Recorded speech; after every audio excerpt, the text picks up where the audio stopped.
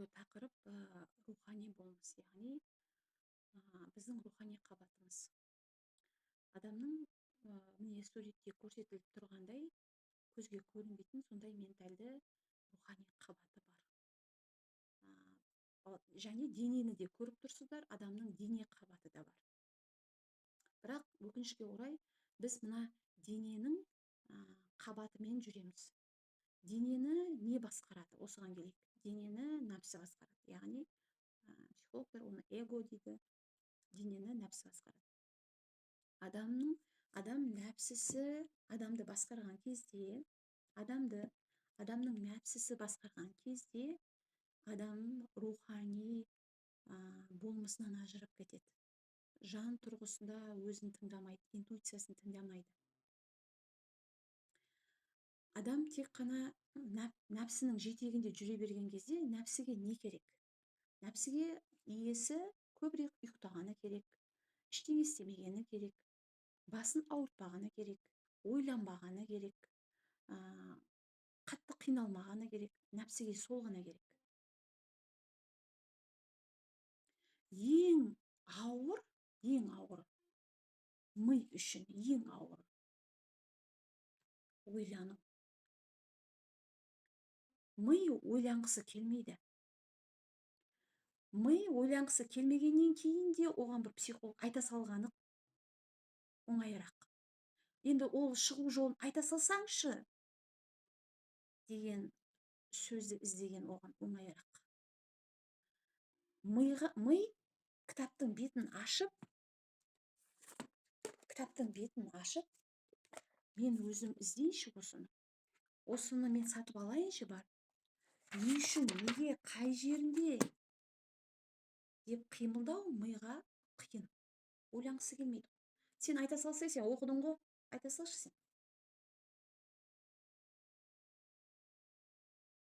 Ми иесін сақтағысы келеді. Оның қызметі сол, қорғау. Ол жаман емес. Ми өз иесін сақтағысы келеді.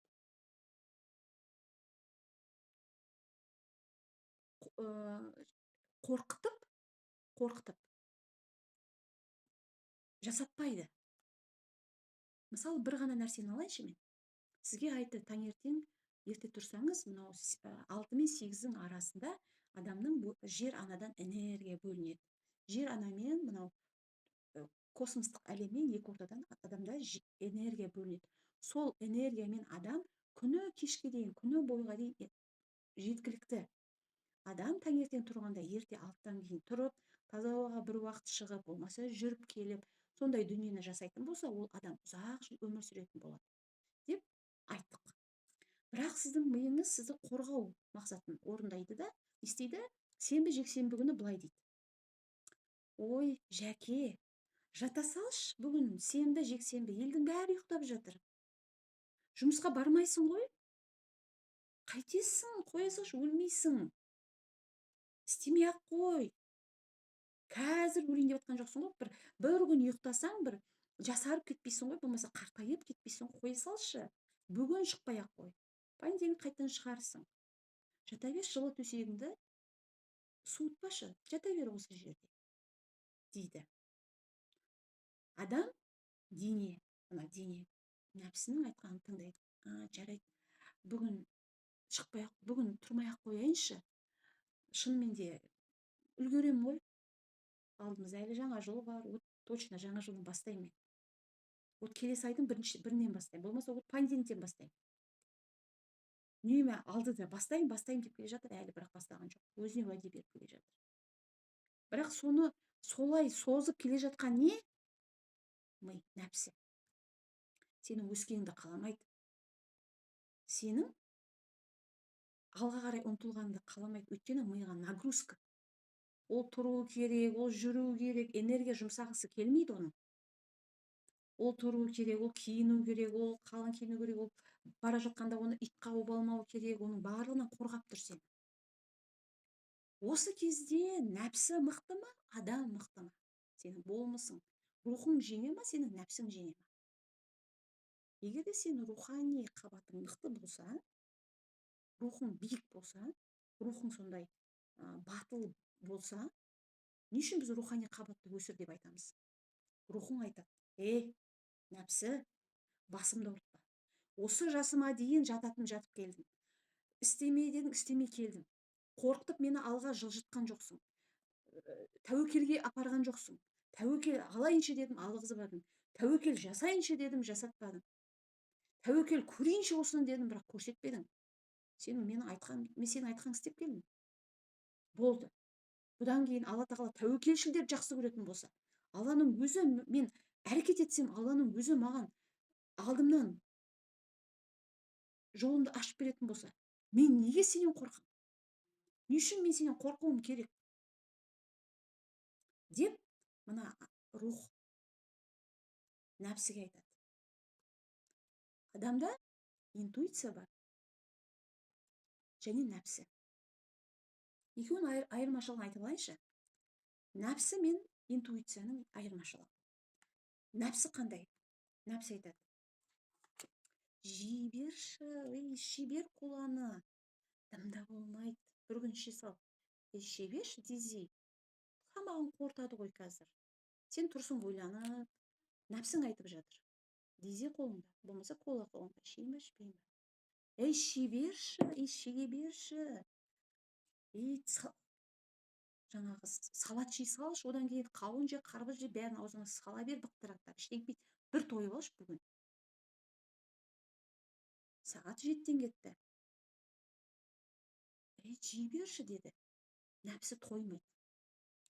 Интуиция айтады: айналайын, қазір сен білесің ғой, анау ауыр тамақ, ананы жесең, ішсең, шексең, салатың бар, оливьең бар, спиртің бар, бәрін тойда отырсың, бәрін ішіп жесең, таңертең вялый болып, мезі болып, ұйқың келіп, шаршаңқы болып тұрасың ғой, ертеңге күш керек қой саған. Мен түнімен қорыта алмаймын ба бұның барлығын? Маған асқазанға да демалыс керек қой. Сен денсаулығыңды ойласаң қайтесің? Ертеңге әжім түсіп кетеді, стресске түсіп кетесің, кортизол гормоны көтеріліп кетеді. Ішпей ақ қойшы, пожалуйста. Бүйтіп өзіңді қинамай ақ қойшы. Кім сені қинап жатыр? Ешкім қинап жатқан жоқ қой қасыңда. Таңдау сенде ғой. Нәпсі мен интуиция екеуі күреске түседі. Сенің ішіңде күресіп жатыр екеуі. Нәпсі айтады: іше бер дейді. Ничего страшного дейді. Интуиция айтады: қоя салшы жаным дейді. Екінші мысал. Күшті машина. Кредитке берем, айына 200 мың теңге төлейсің. Нәпсі айтады: алып ал. Класстастарың алдында жүресің ғой, құрттай алып ал. Ертең тойға барасың ғой. Бүйтіп түспейсің ба? Дәлелдемейсің ба? Күшті болып кеткен көрсетпейсің ба группаластарыңа? Болмаса сіңліңе, туысқаныңа, біреуіне дәлелдемейсің ба сен мықты екеніңді? Күшті машина алып алыпты ғой деп сенен араласады. Сенің контакт номер алып алады. Мені күшті тұрады екен ғой деп айтады. Алып ал. Интуиция айтады: көпеңе қарап көсілсең, тұр ғой әне артында кредитің, оны төлеп қиналып жүрсің. Ертең ананы алатын болсаң, мен тағы да қиналамын, жаным қиналады. Сен қойсай дейді. Нәпсі айтады: 2 жұмыс істеймін дейді. 2 жұмыс істеймін, үлгеремін, жаспын ғой. Түске дейін ана жұмыс істеймін, бір күн ана жұмыс істеймін, ертең ана жұмыс істеймін. Мен левый табам, левый алам. Пара алам ғой. Өйтпейді, құтылып кетем ғой. Интуиция айтады: қойсай, ол арам ақша. Адал ақша тап. Білесің ғой, адал болып керек. Әкең айтты ғой, шешең айтты ғой, әжең айтты ғой. Ел айтып жатыр ғой. Адал ақша тапсай, өйтіп табам, өйтіп құтылам деп ойлама сен. Алма, ертең мен қиналам. Мен ұйықтамаймын. Мен стресске түсем. Мен депрессияға түсем. Сосын сен ерте қартаясың, сен шаршайсың. Сен бір күні психолог іздеп кетесің. Мен саған денеңе сигнал беремін. Bir жеріңді ауыртамын сенің. Интуиция айтады: оттай береді бұл. Нәпсі айтады: оттай береді интуиция. Алып ал, зато күшті болып жүресің.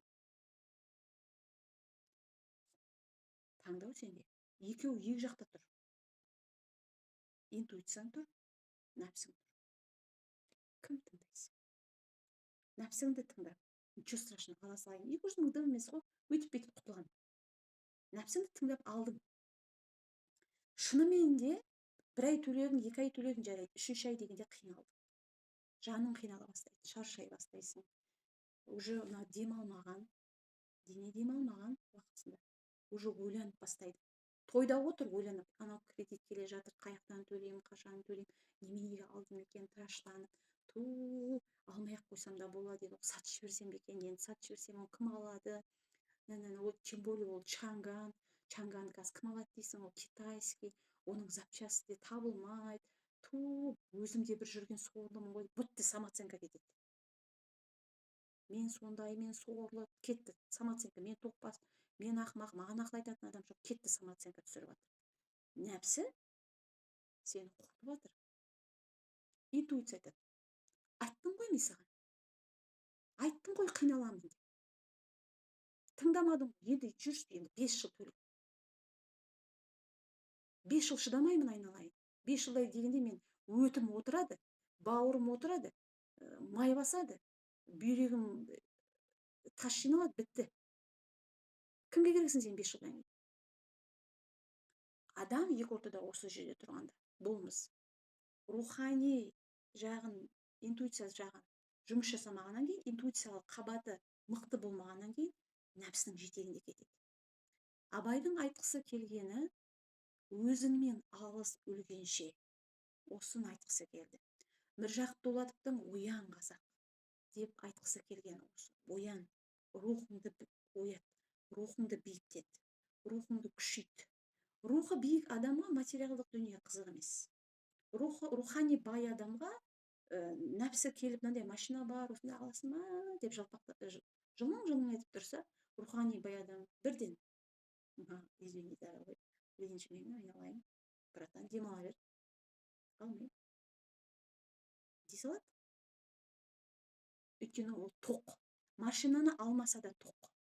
Машинаның орнын басатын рухани адамның рухани қабаты тоқ. Сол үшін де ол рухани бай адам материалдық дүние қызықпайды. 2006 жылда Алла бұйыртса келе жатырмыз. Енді уағызшыларды іздейтін едіңіздер ғой. Уағыз айтып бер, шапаныңды ілейін, сарқытыңды қолыңа ұстатайын, бір 5-10 мың теңгені қолыңа беріп жіберейін, Құран оқып берген үшін, уағыз айтқаның үшін. Енді рухани ұстазды іздейсіздер. Маған сондай айтты. 2026-дан бастап рухани ұстаз іздейді адамдар. Ортаға кәдімгі рухани ұстаз адамдар іздейсіздер. Келіп кетесіз ба, рухани бір әңгіме айтып кетесіз ба, бір рухани бір отырыста отыратын едік, бір әңгіме айтып беріңізші, шапаныңызды кигізем, ақшаңызды берем. Рухани ұстаздар уже уақыты болмайды енді.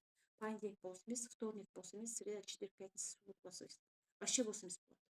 Уже рухани адамдарға, рухани ұстаздарға 1 ай бұрын, 2 ай бұрын жазыласыңдар.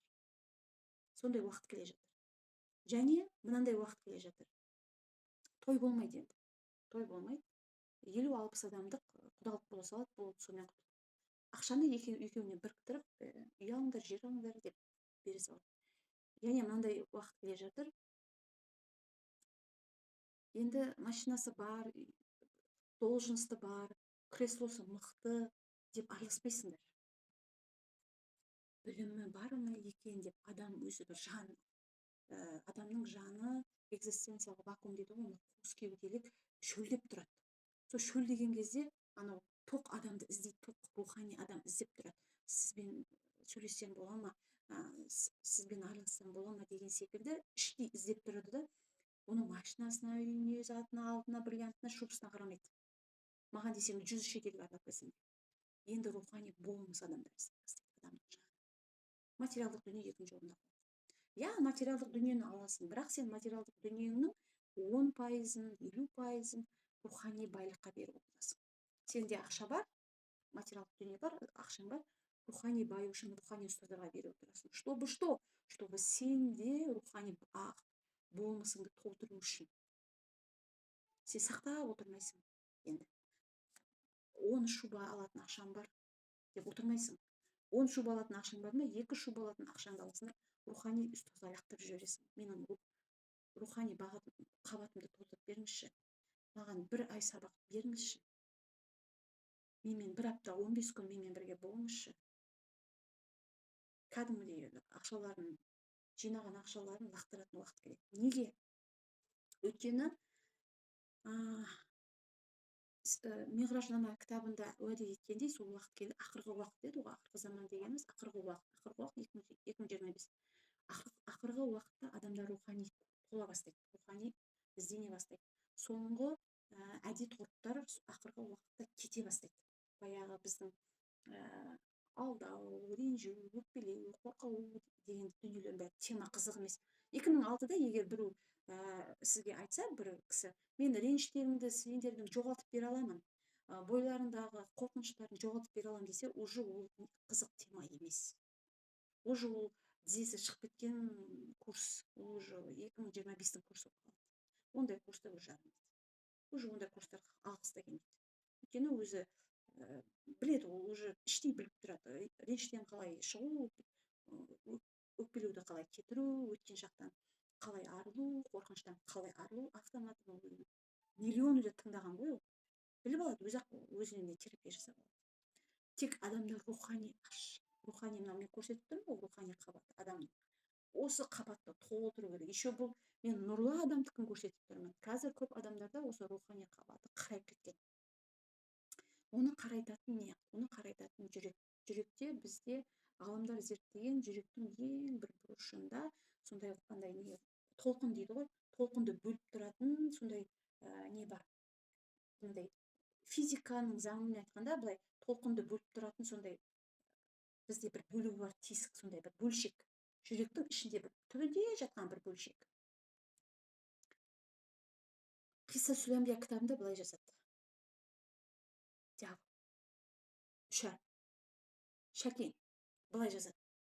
Мен адамның барлық жерін араладым дейді. Көзін араладым, көз тоймайды екен. Құлағын араладым, сыпсың өсекке жақын екен. Тілін араладым, ойбой, тілі дегенің құлақ ала құлаш екен, анау метрге барады екен. Тамағын араладым, өтті араладым, бүйректі араладым, қарын араладым, тоймайды екен. Анау жатырын араладым, ойбай, қатынға тоймайды екен. Аяғын араладым, бармайтын жері жоқ екен, баспайтын тауы жоқ екен. Қолымды араладым, істемейтін дүниесі жоқ екен. Арамды да істейді екен, адалды да істейді екен. Бірақ бір жеріне кіре алмадым. Бір жеріне кірейін десем кіре алмадым дейді. Сонда нені айтады? Сол Қисса Сүләмбия кітабында жүрегіне кіре алмадым. Әттең шіркін, мен сол жүрекке кіргенімде ғой, мен ол адамды полный мына адам менікі болар еді дейді, мен иеленіп алатын едім дейді. Сонда Алла Тағала айтады, басқа жерін ала бер адамның дейді, жүрегі менікі дейді. Мен жүрекке кіргізбеймін есебін. Перде жоқ болған. Дьявол келе алмайды, жүрекке кіре алмайды. Сол жүректен бөлінетін толқын, вибрация, сен негативті болса, сенің полный аураңда, мына мен көрсетіп тұрған жер бар ғой, көрініп тұрған, сол аймақтың бәрін қарайтып жібереді. Егер де ол вибрация, бөлініп тұрған вибрация нұрлы вибрация болса, яғни ол аймақтың барлығын нұрлы қылып жібереді. Сол үшін де адам айтады, жүзі нұрлы екен, жүзі жылы екен дейді. Жүрегіне ол адамның қандай адамға айтады оны? Жүрегінен вибрация позитивті толқын бөлініп тұрғаннан ол адам сондай айналып кетеді. Кейбір әйелдерге қарасаң, еркектерге қарасаң, қап-қара, кожасы қарайып кеткен, күннен қараймаған, ниетінен қарайыр. Адамның былай жүзіне қарап, ол адамның ниетінің қара ниетті, болмаса жүрегі жұмсақ ниетті екен. Мынау седьмое чувство деген болады. Адамда сол оянған адамдар бірден біледі. Қара ниетті адам екені, нұрлы ниетті адам екені бірден біледі. Жүзінен қарап дейді. Жүз деген бет алдамайды. Миллион краска жаға бер маған десең, қымбат краскалар жаға бер, қымбат туштарды жаға бер маған десең, диорма басқасын жаға бер, бірақ ол алдамайды. Жүзің сенің айнаң, сенің ішкі жүрегіңнің айнасы. Айтып береді сенің қандай екенін, сенің алдап тұрғаныңды, сенің алғышың екеніңді, сенің ниетің өтірік бір қалас жақсы ба, келіңіз деп тұрған бәрін біледі. Ішің не ойлап тұрған, На самом деле ішің не қалап тұрғанын бәрін біледі, жүзің айтып береді. Сол үшін қазақта жаман сөз бар, жүзі қара деген. Жаман сөз енді, есть такое слово, бар сондай сөз. Бірақ алла тағала ондай сөзден сақтасын адамдарды, сіздерді, жалпы адамдарды ондай жүзден сақтасын, ондай сөзден сақтасын. Сол үшін адамды рухын қарайтып алу, болмаса нұрлы ету адамның өзіне. Мейлінше ниетіңіз, пиғылыңыз дейді ғой енді, ниетіңіз нұрлы болса, мысалы мен адам қараймын, терапия жасаймын. Егер де мен терапия барысында мына кісіден мынанша ақшаны алып, мынанша ақша төледі ғой маған, сол ақшаға мен терапия айтайын, терапия жасаймын. Бір кезде ана кісі айтады, мынаны бүйтсем бола ма, сөйтсем бола ма деп сұрақ қояды да, мысалы. Сосын мен ішіме бүйтіп тұрсам, сен оның ақшасын төлеген жоқсың ғой, бүйтіп мен саған оның ақшасын бөлек төле деп ақшаны ғана ойлап тұрсам, менің жүзім, ниетім қара болады. Мен ақша үшін жұмыс істеген адам болып саналамын. Егер де маған келген адам, терапияға келген адам, осындай сұрақтарын қойып, тәте осындай, апай осылай деп маған терапияға келген кісілер, мынау қалай, ана темасынан басқа тема сұрақтар қойса, мен білсем, жауап берсем, жолын көрсетсем, айтып берсем, төлесін төлемесін ақшасын ойламай, пайдалы болсам екен, қалай үлес қоса аламын, қалай пайдалы боламын, қалай емдей аламын, қалай менің сөзім шипалы болады осы адамға, қалайша мен бұл адамды таза бағытқа қарай бұрып жібере аламын. Я Аллам, сен көмектесші, мен жай себепкермін ғой. Сөзім шипалы болсыншы, нұрландырушы сенсің ғой. Я Аллам, сен жетектеші деп мен Аллаға ниетімді тапсырып, және мен өзім жетекшілік жасасам, онда мен дұрыс жолдамын. Егер де мен тек қана ақшаңды төле, төлемесең істеме, оны бөліп төлейсің ғой, ол бөлек ақша ғой деп отырсам, ол адам маған екінші рет келмейді де, туыстарын жібермейді де маған. Неге? Өйткені оның да жүрегінің иесі Алла ғой. Алла тағала айтады, мына адамға жолама дейді. Сені дұрыс жолға салатын адам бұл емес дейді. Мен, сіздер айтасыздар, TikTokта көрінбей кеттіңіз. Мен бір терапия жасаймын, бір апта соны туған туысқандармен кетеді ғой. Қызыма айтсам бола ма, күйеуіме айтсам бола ма, ініме айтсам бола ма, келініме айтсам бола ма, сіздің қолыңыз бос па. Мен бір апта соны бүткіл үрім-бұтағымен жұмыс жасап кетемін. Сосын сіздер айтасыздар, көрінбей кеттіңіз, шықпай кеттіңіз, мен қолым тимейді. Мен бүткіл анау кісілермен жұмыс жасаймын, туған туыстарымен. Подружкама айтсам бола ма, подружкамды қиналып жүреді, інім қиналып жүреді, күйеуім қиналып жүреді, мені тыңдамайды, сіз тыңдайды ғой, айтып көрсем бола ма деген секілді просьбаларын орындаймын. Есік ашық келсін, немен сәйкес келсе, уақытымен сәйкес келсе қабылдайсың. Бірақ сенің ниетің, миссиям жер бетінде жүрген менің осы жасымда, 2025 жылға менің бойымнан шығатын энергияның миссиясы қандай? Барынша адамзатқа қандай үлес қоса аламын, қандай пайдамды бере аламын. Не үшін мен 24 жыл оқыдым? Не үшін мен ол ілімді Алла тағала маған берді? Не үшін? Мен оны өзімен бірге алып кету үшін берді ме? Мен оны адамзатқа пайдаланбасам, мен оны жануарға айтам ба? Итімді отырғызып қойып, итім айтайын ба? Мен адамзатқа пайдалы болу үшін соның бәрін ілімді алдым, өмір тәжірибемен өткіздім. Енді мен оны адамзатқа пайдалы болсын деп беремін. Кейде мынандай болады сұрақтар. Мен психологияны оқып жүргеніме 3 жыл болды дейма, 4 жыл болды дейма. Сөйтіп мен адам қарап жүрмін, болмаса қазір мен терапия адам аламын, жалпы адаммен жұмыс жасап жүрмін деп айтады. Мен сіздерге айтамын, 3 жыл, 4 жыл, 5 жыл өте аз. Адамның психология жан тану, адамның жанын тану, жанмен ойнауға болмайды. Адамның рухымен ойнауға болмайды. Сен дұрыс емес бағытқа бұрып жіберсең бітті. Емделдіңіз, жатыр. Дұрыс емес бағытқа бұрып жіберсең бітті ол. Соның бүткіл ауыртпашылығы кармасы. Адамның ұстазына кетіп қалады. Өте нәзік, сондай тонкий дүние адамның жанымен жұмыс жасау. Кейде адамдармен жұмыс жасағанда бейсанасына кірген кезде мен кіргім келмейді, қорқамын, мына жерде шыққым келеді деп айтады. Өзінің ішіне үңілуге қорқатын адамдар. Шығып кетсек бола ма, оянып кетсем бола ма, мен мына жерде тұрғым, мен көргім келмейді, есікті ашқым келмейді деген адамдар. Бірақ мен ондай сәттерде біз айтамыз, сен қазір қашсаң, тоқта, қазір қашсаң, жақсы, қашамыз, каскейден қарай кетеміз. Бірақ бұл саған қайта негативті энергиясын беріп тұр ғой. Егер махаббатпен осы жермен жұмыс жасамасақ болмайды. Қазір қашасың, ертең қашасың, одан кейін қашасың. Қай уақытта сен бұл жараңды емдейсің? Бұл жараны емдейді деп ақырындап махаббатпен, мейіріммен байқап басып бейсанасына кіру керек. Апыр топыр кіре салуға болмайды. Сонымен қыздар, адамның рухы басқаратын нәпсі мен интуиция екі күреске түседі. Сенің рухың мықты болса, рухани қабатың мықты болса, сен нәпсіңді басқара аласың. Нәпсіңнің дегенін істемейсің сен. Нәпсің айтады,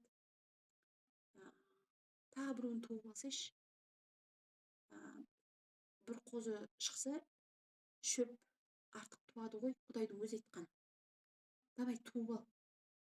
Интуиция айтады, арасына 3 жыл салсай, денсаулығыңды нығайт, бойыңда кеткен витаминдердің орнын толтыр, психологиялық жағдай дайындал, ана балаңа тәрбие беріп үйреніп ал, үлгеріп ал, құндылық беріп үлгеріп ал. Ертең анау туғаннан кейін мынаны туып аласың да, арасына анауға внимание жетпей қалады, сосын махаббатың, мейірімің жетпей қалады да, ертең стресске түсесің, ашуланасың, ұрып жібересің, айғайлайсың.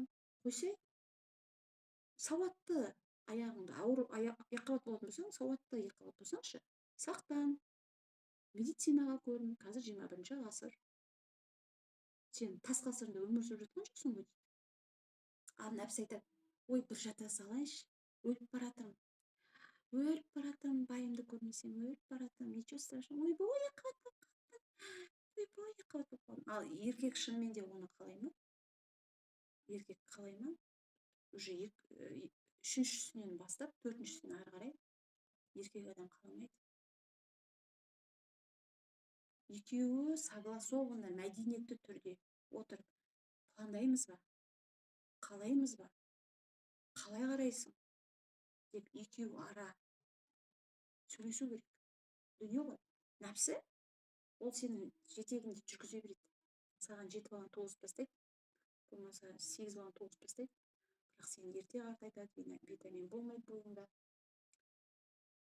Тез әбіржіп, стрессовый состояние, сондай өзіңе қарамай, өзіңе махаббат бермей, мейірімсіз, сондай күйге ұшырап қаласың. Сосын жылайсың. Байым тастап кетті, байым қарамайды, энергиям қайда кетті, балаға беретін энергиям жоқ, өзіме беретін энергиям жоқ, байыма беретін энергиям жоқ, энергиям қайда деп психолог іздей бастайсың. Сәлеметсіздер ме, қалайсыздар, қалдарыңыз қалай? Бүгінгі рухани қабат тақырыбында сөз қозғап отырмыз. Адамның рухани болмысы мықты болса ғана біз нәпсіні жеңе аламыз. Рухани болмысты енді өшіретін не, өсіретін не, осыған келейік. Қысқа нұсқа. Рухани қабатты өшіретін нәрселер, мән мағынасы жоқ әңгімелер, подкасттар, көшенің тілімен айтатын болсақ, приколдар. Деп арзан күлкі. Мидың жұмысы сондай, әбден сондайды ести берген, көре берген, бір ауыр дүние болады ғой, бір ауыр, мына мысалы біз айтып жатырмыз иә, бір салмақты, мағыналы сондай сөз айтып жатқанда, оның миы не істейді, қабылдамайды. Ой, мынау не айтып жатыр, дым қызық емес қой мынаны айтып жатқаны, ой қоя салшы, осы бір психологтар деген бәле болды, психотерапевттер деген бәле болды, қоя салыңдаршы, ақылшысыңдар сендер, ақылдарын өздеріңе бастарына жағып алыңдаршы, ана үйіміздегі ақылшы қатындар құрттыңдар сендер, қоя салыңдаршы сендер ақылларыңды дейді. Неге?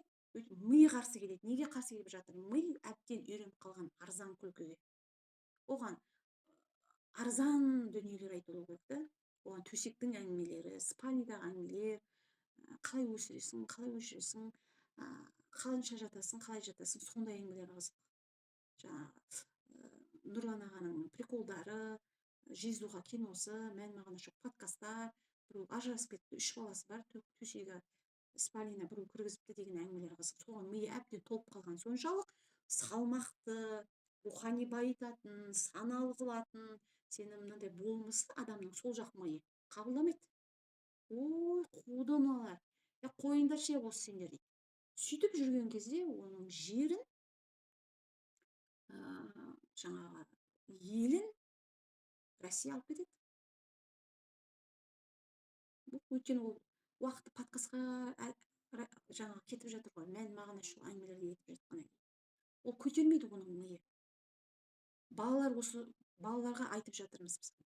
Мына миларыңды арзан КВН, күлгі, ха-ха-ха деп күле салатын арзан дүниелерге миының қабаттарын толтыра бермеңдер. Мен мысалы қызыма КВН, ұлыма КВН көрсетпеймін. Жизуха деген фильмдерді, ондай мән мағына жоқ фильмдерді көрсетпеймін. Күліп жатқан подкасттарды, ондай прикол дейді ғой, прикол видеоларды көрсетпеймін. Кәдімгідей мен қадағалаймын. Көрмей аламын, өшір. Салмақты, саналы, сені рухани байытатын, даналы қылатын, көсем қылатын, көркем қылатын, сені көркемдік болмысыңды аша білетін, ертең сен қоғамға кіресің ғой, ертең 18-ге толасың. Қоғам деген мемлекетке кіресің, сен Қазақстан деген мемлекетке кіресің. Үлкенге ізет ету, кішіге құрмет ету, үлкенге құрмет ету, кішіге ізет ету деген дүниені сен қақтан білуің керек, мен айтпасам. Сен ана миыңды приколдармен толтырып тастасаң, сен қалай өмір сүруге, ең болмағанда біреуге зиянымды келтірмейін, ең болмағанда бір адамзатқа қиянатым тимесін деп өмір сүру керек қой. Психологиялық жаңағы тиран болмау керек қой, ең болмағанда. Жертва болмау керек. Сенің үйінде өсіріп жатқан қызың, ұлың ең болмағанда басқа біреулерге зиян тигізбеу керек. Тиран болып, жертва болып, абьюзер болып біреуге зиян тигізбеу керек. Соны үйде дамытатын сен, әйел от анасы дейтін сол, отыңды, ошағыңды, нұрыңды сөндірмей, кішкентайынан үйге балаға өстіп үйретеміз. Ертең сен 18-ге толғанда қоғамға кіресің, айналаңдағы адамдарға зияның тимесін, пайдаң тисін, мейіріммен, махаббатпен қара.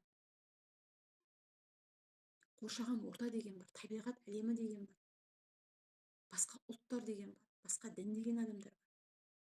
Сен соның барлығын сыйлап, ол жан ғой, ол рух қой деп сыйлап тұруың, бұның барлығы сенің рухани қабатыңды ғана өсіреді деп біз кішкентайдан балаға үйретеміз. Әзірден әбден ана приколдарға тойып алған бала рухани қабаты аш, экзистенциялық вакуумға түседі. Ол Маугли, жабайы мәдениетті Маугли балаға айналады. Жабайы мәдениетті Маугли бала қандай? Үлкенсің ба, кішісің ба, ұрмайды ол. Сен мынау отан ба, мынау Қазақстан жері ма, бәрібір оған. Ертең біреу жау келе ма, қорғау керек па? Қорғап алыңдар өздерін деп отыра береді олар. Мына шығарсай мынандай ухачистка хотя бы завод па бірдеңе шығаршы, мына Қытайдан ала береміз ба мынаны? Шығарсай десе, ой, вообще шығара алады өздері. Маған прикол айтсай, прикол бар ма, күлетін Жиздуха деген кинолар бар ма, берсей, мен соны көріп отырайын деп отыра береді ертең диванда жатып. Үлкендер де сол қазір. Бала шағасымен бірге жағаласып көреді сондай приколдарды. Мәз. Немене жетісіп мәз боласың?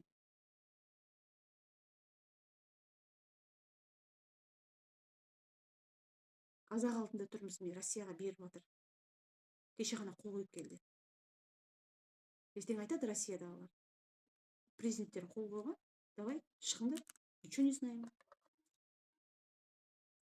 Сен не дейсің? Ойбай, кезінде мен ана кімдердің неше байға тигенін, неше қатын алғанын көріп едім. Мен байқамай қалыппын қалай қол қойғанын. Байқамай қалыппын деп отырасың ба? Сен мықты болсаң қол қоймас еді ғой. Сен мықты болсаң басынбас еді өйтіп. Қол қоймас еді. Рухы мықты ғой мынаның. Рухы биік қой мынаның. Халқымның рухы биік қой менің. Халқымның рухы бар. Ой, біздің халыққа бәрібір ол өсек пе төсектің аясындағы әңгіме болса ол болған. Ана ортаға ет тастағандай, лақтырғандай қаланады ғой, бір-бірін талап жейді. Бірін-бірінің етін жейді. Қыламыз оларды. Сыртынан үстемдік етіп бірне жасай берейік. Беретін дүниені берейік жан жаққа. Өзіміз байсақ болды емес па? Бұлар ғана өсек, төсек, сол әңгімелер қызық. Қайрат Нұртастың жаңағы семьясы ажырасқан, ажыраспағаны, Бадыкованың, Мөлдірдің темалары солар болады бұларға. Одан артқа кетпейді бұлар. Осы ма еститін сөздерім? Осы ма керегі? Бізге ғұн тайпасы аталарымыз, сақ тайпасы аталарымыз қаңлы үйсіндер төртеу төрт жақтан төртеу төгіл болса төбеде келеді. Төртеу төрт жақтан бізге не тапсырып кетті? Рухтарыңды өшірмеңдер, саналарыңды оятыңдар. Міржақып Дулатты оян қазақ деп айтып кетті. Көздеріңді ашыңдар, білім алыңдар, үйреніңдер деді. Каспийде толып тұр ғой, 3000 теңге, 4000 теңге кітаптар толып тұр. Просто алда оқи бер, не кітап керек. 2-ақ күнде келеді. Заказ бердім, болды, 2-ақ күнде келді. Рахат қазір Каспий, бізге жағдай жасап қойған. Мына тұрған Өзбекстанда ондай жағдай жоқ. Келеді, аласың пастаматтан, аласың, болды. Неге ол сондай элементарный дүние көріп тұрған дүние миға өйткені ауыр. Миға ауыр. Ашылып оқысы келмейді. Одан да, мысалы, мен тапсырайын қазір. Шахмат алыңыз да, шахмат сатып алыңыз. 1800 теңге тұрады. Мынандай шағын кәдімгі шахмат. Балаңызбен отырып ойнаңызшы шахматты деп айтайын. Сіз шахмат ойнай, білсеңіз білгеніз, білмесең білмеймін. Шахмат ойнап отырғанда, болды, сен жеңдің, болды дейді, тұрып кетеді. Неге? Миы айтып жатыр, әкесінің миы. Тез тұршына, балада бір отырып алды ғой. Барда жатып тез әйелдердің попкаларын көрші. Одан да тез барда жат жанында тикток көріп, баш десе. Мына арзан ата баба деген какой-то несчет кішкентай жұқа кітап. 1000-ақ деп 800-ақ теңге тұрады. 800-ақ теңге тұрады. Ата баба мұрасы деген. Балаңа алып бер, сосын алып берді. Екеуің бірге оқыңдар да. Мағынасын айтып бере салшы. Талқылаңдаршы екеуің десем. Баш. Сабағыңды оқыдың ба? Иә десем. Болды дейді. Қалай оқып жатыр? Кіммен оқып жатыр? Кім арқылы оқып жатыр? Шаруасы жоқ. Әкел деп өтірік болса да отырайын қасыңда. Кәне оқы деп. Қасында отыршы. Бала, мен маңызды адам екенмін ғой. Мені әкем қарайды екен ғой мен оқуыма. Анам қарайды екен ғой мен оқуыма. Бала өзін маңызды сезінеді. Біз не істейміз? Цея жуып жатамыз. Оқыдың ба? Оқыдым. Болды. Қалай оқыды? Ол ютубтан көшіріп алды ма? ChatGPT-ден жауабын сұрай салды ма? Ол ойланған жоқ бала. Ол өзінің ойымен оққан жоқ. Ол көшіріп ала салды да ютубтан. Ютубтан не көп қазір жауап, домашний работаның жауаптары миллиард. Домашний сенен бала ақылды. Ютубта ашады, мынандай парақша қазақ тілі деп жазады. Өзің сенбесең қара. Мынандай есеп дейді, болды. Соның жауабын айтып береді, жасап береді. Жауабын көшіріп алады. Апай, міне жасадым дейді. Өзі ойланбай ма? Көбейту білмейді қазір бала. Өзі шығармай ма? Қосу азайту білмей ма өзі? Жақшаның ішінде төр астындағы ғана теңдеу білмей ма бала? Білу керек қой. 7-ші класс оқитын бала элементарный теңдеу білмейді. Сұмдық қой бұл. Жақша ішіндегі, жақша сыртындағы есептерді білмейді. Бұл вообще қасірет. ең болмағанда математиканы білу керек, болды, басқа білмей ақ қойсыншы, математиканы білу керек, жаратылыстануды біліп шығу керек бала. Тарихты айтпай ақ қояйын, тарихтың бәрі өтірік жазылған. Біліп шығу керек, қазақ тілі әдебиетін біліп шығу керек, и то ол өзі қосымша іздену керек. Осы 3 ақ болды, қалғаны онсыз да апайлар мән беріп жатқан жоқ. Көркем әдебиет дегендер болып жатқан жоқ, онсыз да сенің еңбекке баулып жатқан жоқ балаңды. Сен үйде ол бауламайсың ол баланы. ыдыс аяқ жуғызасың ба сен? Жумай ақ қойсын, сындырып алады ыдыс аяқты. Мусор төккізесің ба? Жоқ, көшеде біреу ұстап алар. Нанға жібересің ба? Жоқ, құрсын бандиттер, біреу адам жегіштер ұстап алады. Не істейді сонда бала? Сурет сала ма? Қой құрсын сурет салған. Ол не, ол шибаяқтап салған. Салмай ақ қойсын. Ермек сазбен жұмыс істей ме? Жоқ, бүлдіреді ананың бәрін. Краскамен жұмыс істей ме? Акварельмен, краскамен жұмыс істей ме? Қой құрсын, ана жердің бәрін краска, оның артын жууым керек, тазалауым керек. Түк істемей ақ қойсыншы одан да. Дамымай ма сонда ана бала? Кім бала болды онда ол? Қандай бала болды онда ол?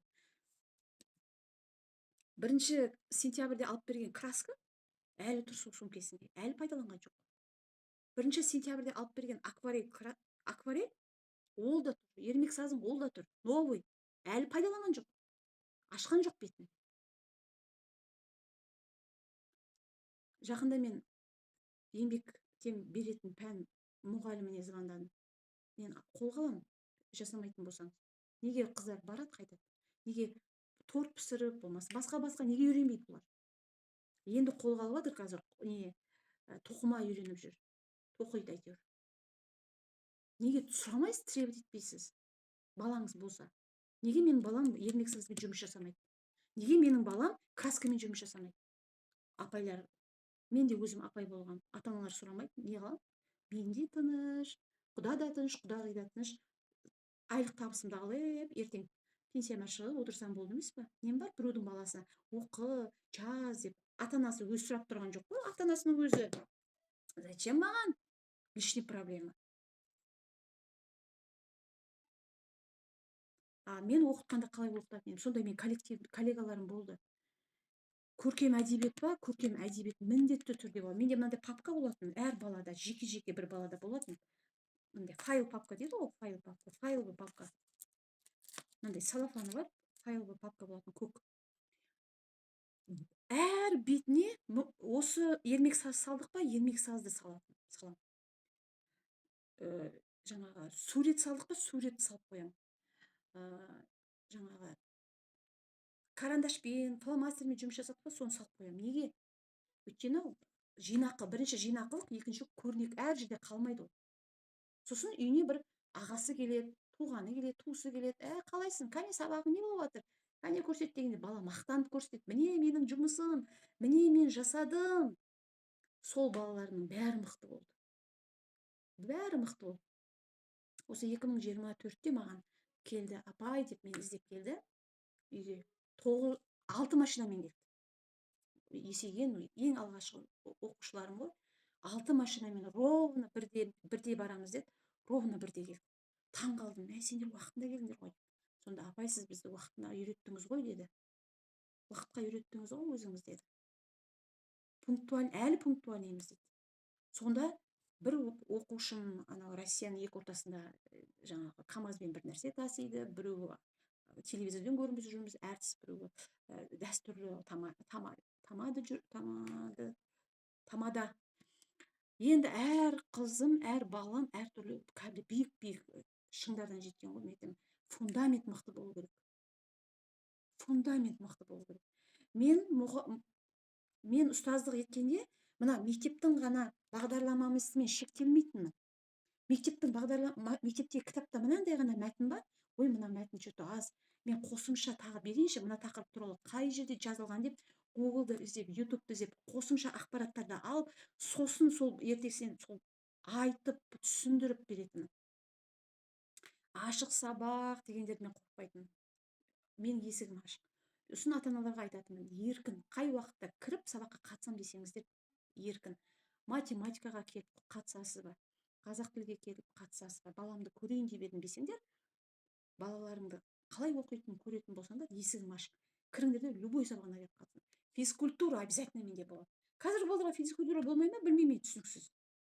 Бала жүгіріп энергиясын тасытып жылдамдыққа үйрететін бірден бір нәрсе физкультура ғой ол.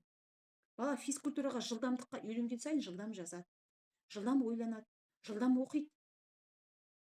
Физкультура жоқ па, түсінбеймін мен балаларға. Соның өзі анда-санда бір болатын шығар, аптасынан бір рет қана, бола ма? Ата-ана болып қадағалау керек. Физкультура бола ма, апай? Неге болмай жатыр? Сол кезде класс жетекшісі, сынып жетекшісі ана физкультура ағайға айтады: физкультура ағай, ана ата-аналарым сұрап жатыр, менің кәдімгідей қадағалап жатыр, неге болмады деп требовать етіп жатыр. Бұндайыңызды қойыңыз, уақытымен болатын болсын. Мен не айтарым білмей қалдым. Мен сізді қайта-қайта закрывать ете бермеймін. Давайте физкультураны болғызыңыз деп сынып жетекшісі айтады. Сосын ойбай сұрайтын адамдар бар, директордан қорқады ғой бәрі. Ойбай директорға сөз айтпасын дейді да, болады. Сосын требовать етсе, сен отырсың, ләйлім шырақ, қойшы, өздері біледі. Мияшып келген ғой дейсің, қай бір мияшып келген, ойнап келген балалар ғой. О, аналар мұғалімдер отыр, ой, бәлесінен аулақ, ертең сәл ұрсақ, десек бітті, мамасына айтып береді, мамасы жетіп келеді, оны сотқа береді, директорға айтады: не ұрыспаймын да, тиіспеймін де, одан да оқысаң оқы, оқымасаң қой дейді. Кете салады, болды, саламын. Біз сондай деңгейге жеттік қой. Деп айтқызбайды, апайды. Біреуден қорқу керек қой, бала деген. Ата-анадан қорықпаса да апайдан қорқу керек қой, кішкене. Тынышталыңдар, қойыңдар. Әл-Фараби айтады ғой, тәрбие жоқ жерде білім жоқ. Тәртіп жоқ жерде білім жоқ. Тәртіп жоқ па ол жерде, дисциплина жоқ па ол жерде, білім жоқ. Білім алып жатыр деп ойламай ақ қойыңыз ол жерде. Сол үшін ол тәртіп тек қана мектепте емес, ол дисциплина, ол тәртіп үйде болу керек. Кәдімгідей 8-де тұрасың. Менің сенбесеңіздер, мен қызымның, қазір мен айтсам ұялатын шығар, қызымның сөре деген шкаф сөресінде жазылып тұр: 8-де тұрам, мектепке барам, мектептен келем, мына жерге барам, домбыраға барам, бүйтем, сөйтем. Мен требовать еттім: жаз, мақсатыңды қой. Мен требовать етіп отырмын.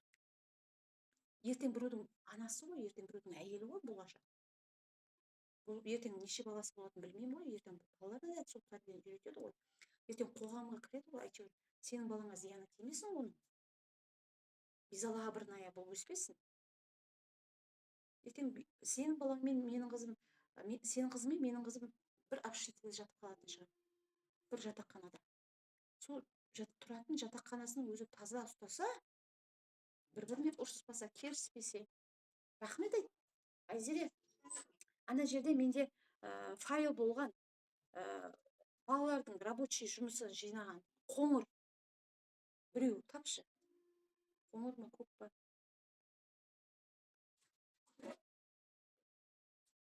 Сол ғой деймін, ана өтіп кеттің. Сол ғой деймін. Сол біреуін әкелсеші, мен негізі ол көп ондайлар. Мен біреуін ғана көрсете салайын. Сондай ма, іші басқа ма? Міне мынандай болады, мынандай папка арнайсыздар. Мысалы мен қызыма сабақ бермеймін, бірақ қызымның өзінде каникулда, сенбі-жексенбі күні жасайтын осындай папкасы бар. Енді қараңыздар, ішінің барлығы мынандай дүниелер. Ермек саздан жасалған дүние.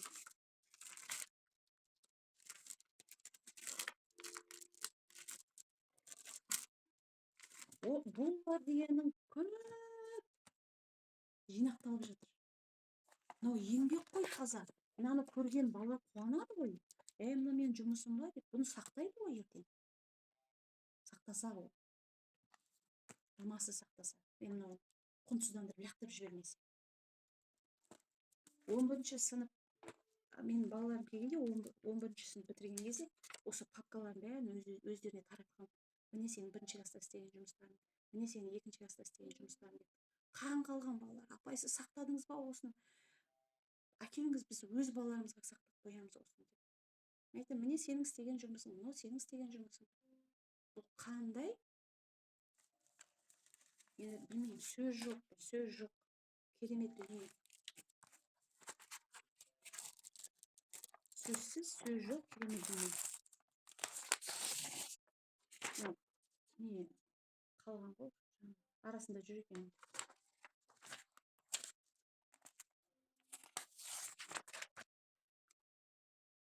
Мынаумен ана оқушыларының киген киімдерін көрдіңіздер ме? Оқушылардың отырған отырысын көрдіңіздер ме? Қандай қылып отырады, қандай апай, сондай балалар. Мұғалімнің де екі түрі бар. Біреу өсіреді, біреу өшіреді.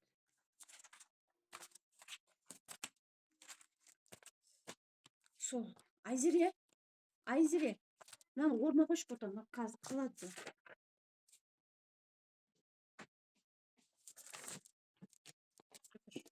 Эстафета грамотасы мына жақта жүр неге? Грамоталар папкасы бөлек тұр еді ғой. Орнына қой.